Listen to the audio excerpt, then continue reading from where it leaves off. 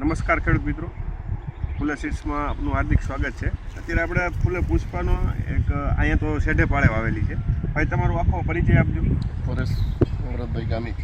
પરેશભાઈ ગામિત છે અને ગામ તાલુકો જિલ્લો વાલોડ, જિલ્લો તાપી. વાલોડ તાલુકા અને જિલ્લો તાપી. આ ગામ કયું કે બેડકુવા. બેડકુવા ગામ છે અને આમ બારડોલીથી નજીક થાય. તો તમે તુવેર દેશી વાવો છો અને આ ફૂલે પુષ્પા આવી, તમને શું ફરક લાગ્યો? ફરક એટલે પેલા દિવસથી ઘણી ફરક પડી ને સારી હતી. બરાબર.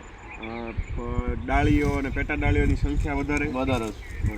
પછી દેશીમાં તમારે ફાલ આવે છે, શીંગો આવે છે, એની કરતાં ઘાટી શીંગો ઝુમખામાં લાગ્યો હતો. હા, કેમેરામેનને વિનંતી કરું કે અહીં આવી અને બતાવે. જો આ એક છોડવો જ છે, તમે તો એ જોઈ શકો. નીચેથી ડાળીઓ અને પેટા ડાળીઓની સંખ્યા કઈ રીતની છે અને આ જો ઝુમખામાં છે. તમારે દેશી તુવેરનું છોડવું હોય તો આ રીતે જોવાનું ભેગી કરીને કે કેટલી થાય છે અને આ જો આ એક છોડવામાં કેટલી છે. બીજું કે એક ઝુમખામાં ચાર શીંગો પરેશભાઈ જોવા મળે છે. જો ચાર શીંગો ઓછામાં ઓછી જોવા મળે છે. અને બીજું મેં જોયું કે આમાં એવરેજ 4 દાણા છે શીંગમાં અને દેશીમાં 2-3 હોય છે.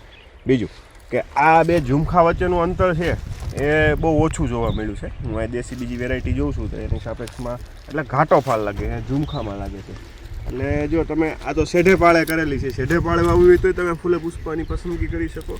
ફિલ્ડમાં વાવવી હોય, બહુ પાણી ભરાતું ના હોય તો તુવેર અવશ્ય થઈ શકે. અને દેશી કે અન્ય વેરાયટી વાવો એની સાપેક્ષમાં ફૂલે પુષ્પા ચોક્કસથી તમને વધારે નફો અને વધારે ઉત્પાદન આપશે.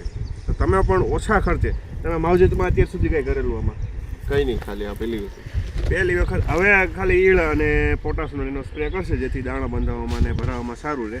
અત્યાર સુધી માવજત કાંઈ નથી ને તમારી સામે આ રિઝલ્ટ છે. તો ઓછા ખર્ચે સારું એવું ઉત્પાદન અને સારો એવો નફો મેળવી શકો અને આખા ખેતરમાં પણ લગાવી શકો. ધન્યવાદ. નજીકના ડીલરનું સરનામું અને કોન્ટેક્ટ નંબર મેળવવા માટે નીચે આપેલા નંબર પર સંપર્ક કરો. ધન્યવાદ.